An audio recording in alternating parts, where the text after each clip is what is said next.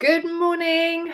Welcome to day 3, final day of my beekeeping challenge. So thank you very much for all your postings and messages. So thank you for sharing all your tasks for the last 2. If you've not yet shared them, you really must if you want to be in the chance of winning a prize. So do share what you've learned so far, and I hope that you've enjoyed, or you are enjoying, just having this whole thinking process about what you need to do to get prepared for bees. So today the challenge is all about hives, and hives are quite a complex issue, and there are so many hives to choose from. So those of you who registered for the challenge, you should by now have downloaded my top 10 beehives for bees. And what I've done in that is I've written a little bit about each of the hives, or the main hives, and I've just listed my favorite ones, what are best for bees, and then what are best if you want to have honey, because they're the 2 main reasons. And by reading that, you'll get an idea of the best overall ones that will suit your needs and the bees' needs for your hive. And then I also want to talk about where to place your hive, because there are some very practical issues, and I've also got some woo-woo tips as well. So there's a really good book if you want to go to Northern Bee Books. They do this book, they have this book, Variations on a Beehive, and I was one of the contributors for this. And just to see how thick it is, that gives you an idea of the choices you can have for different types of beehives. And they've all got their purposes and their needs for different parts of the world and for different types of bees. So it really is worth giving it some consideration. Something that does really annoy me is when people go to a bee group and they want to start with beekeeping, and they're told, get a national hive, and because then you can share all the parts with your mentor. Firstly, you shouldn't be sharing parts, because that's one way of transmitting disease. So forget that. Don't think about having a hive because you can have bits from other people. We really need to think a bit more hygienically about our bees and how we're managing the equipment. And it is much better if you just keep your apiary as your apiary and your parts. And then secondly, why a national? Why is everybody thinking of a national? And the national has quite a small brood box. And so if you're going to leave the bees over the winter, to have enough stores, they need a brood and a half. And it's much easier for them to cluster if they've got a larger brood space. And also you can keep a better eye on your bees if you've got one box. So in that sense, the Langstroth is a really good basic box. But you're talking about a piece of wood that's only that thick. And if you're living somewhere where you're quite exposed, then it's quite difficult for the bees to keep it warm. And then you're looking at having jackets or wrapping it. So this is where the WBC is one of my favorite hives, because it has this extra layer of wood. And you've got the space between your basic hive, although it is a basic national inside the hive, but then you've got this extra layer. So let me just see if I can find a good picture of a WBC to show you what I mean. It's the hive that people look at as being the most traditional, and you know, it is a good hive. Hang on. So it's got that extra layer. There we go. There's some good WBC hives. So you've got this extra layer here, and then inside is the national boxes. And that's good, because I found even when we do get quite cold temperatures, I've not really had to insulate within those hives, and the bees manage to keep it just right. And you've got enough air circulating as well, so it's good. But also straw skeps, they're brilliant. They give you a really good insulation. You can coat them with mud or clay and with cow dung, and then that can give them the extra insulation, and the bees like them. Now, in the wild, the bees are opportunists. So there have been talks I've read where people have said, oh yes, bees only like a south-facing oak tree and it's got to be 4 meters above the ground. That's not true. They're opportunists. It all depends what holes and what spaces are available, which is why people who have got an overgrown apiary that they've not looked at for 30 years and it's all covered in brambles, and then they might sort of strip it back and find that there's bees living in an old hive which has got a side missing and it's just uncovered. But the bees chose that because it was quiet, it was safe, it was amongst some good food, and perhaps there was some remnants of old wax which the bees really like. They can smell that from miles away, and they'll think, well, some other bees have lived here and so it's a good place to move in. The wax has started for us. So bees, I've seen bees in lime trees, in oak trees, in ash trees, in poplars, whatever tree has a hole in. And what they'll do is they'll coat the inside of that hole with propolis. And that is the key thing. We need to allow bees to propolize their hives. And if you have a smooth wood hive, which is, all planed wood, the bees can't attach propolis to it. It takes too long. So if you've got a small, smooth lined hive, then what you want to do is put something on the inside to make it easier for the bees to add their propolis. So you can either rough it up, with some sandpaper, make it a bit more rough inside. What Professor Tom Seeley has done is he uses queen, the sheets that you use to stop queens going in between hive boxes.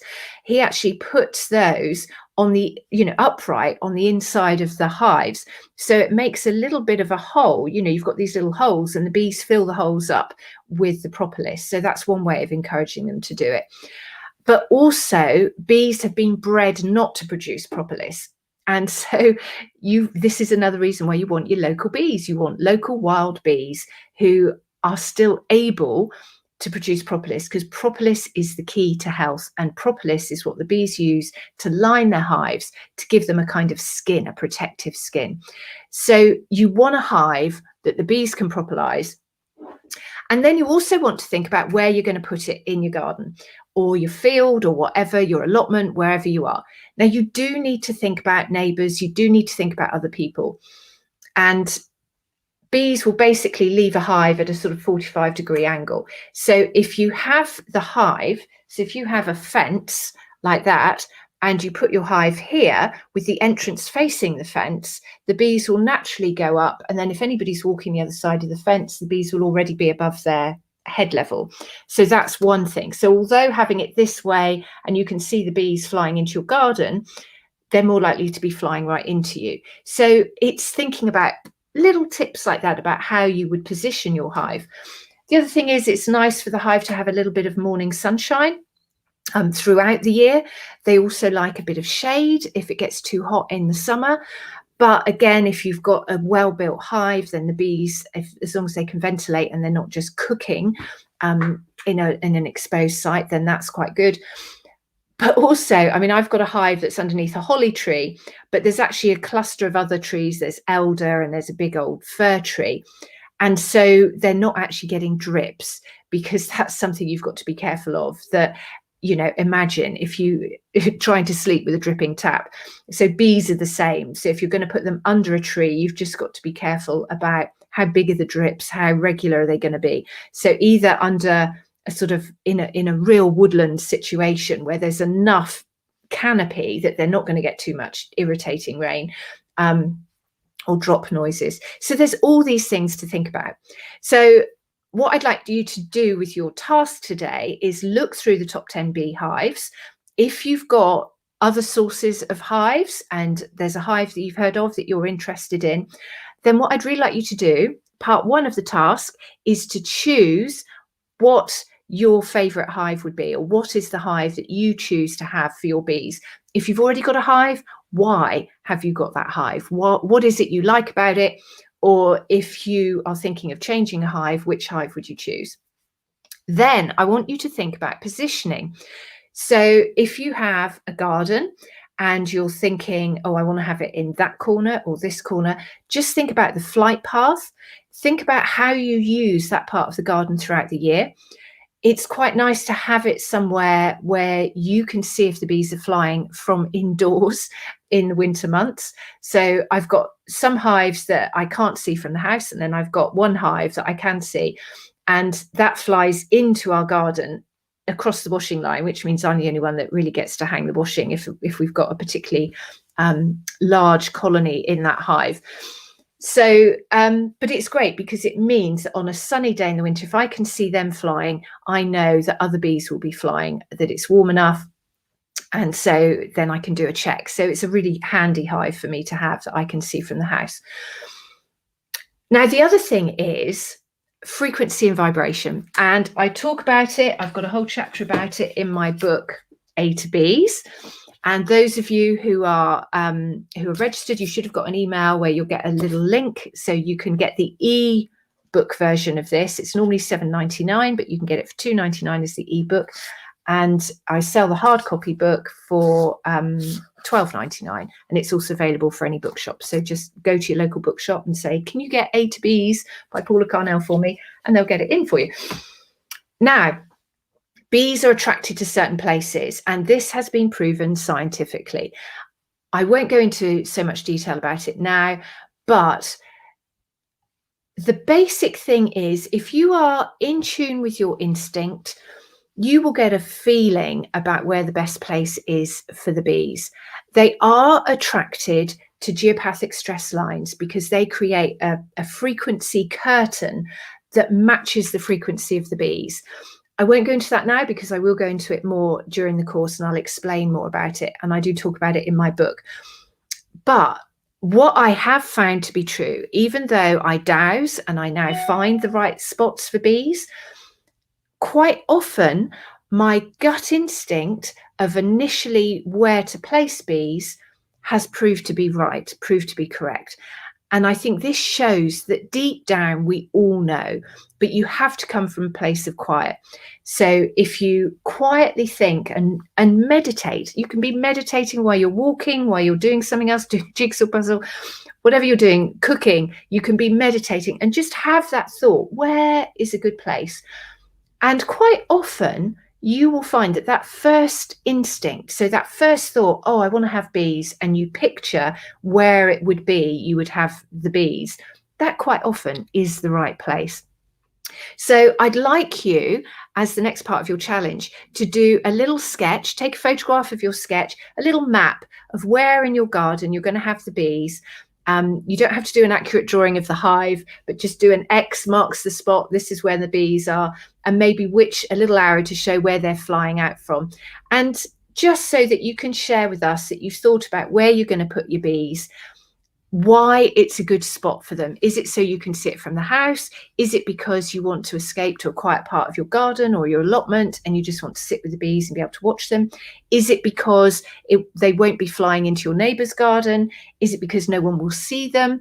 There's all these things to bear in mind. Sadly, there are quite a lot of thefts of bees and beehives, so you do need to consider that. So think about access. Also, if you're taking honey from your hives, the boxes can be quite heavy. So you want to have access. And if you're going to move the colony at all, you want to be able to get a vehicle quite close, or a wheelbarrow if you're going to have to lift them.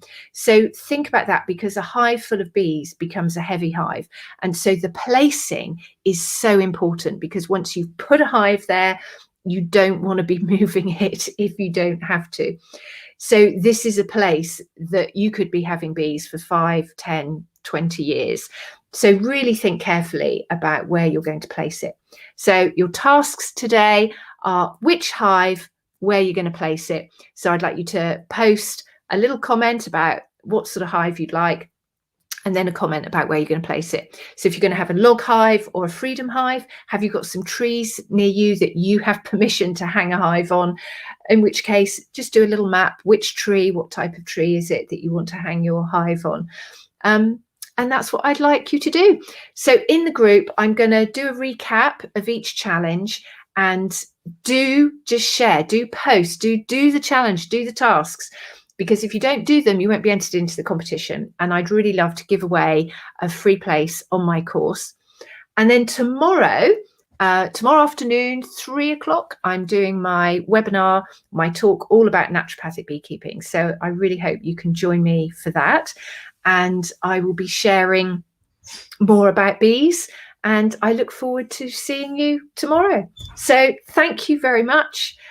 Put comments in the group, join the group if you want, and let us know what you're up to. So I look forward to hearing your results from all the tasks. Thanks. Bye.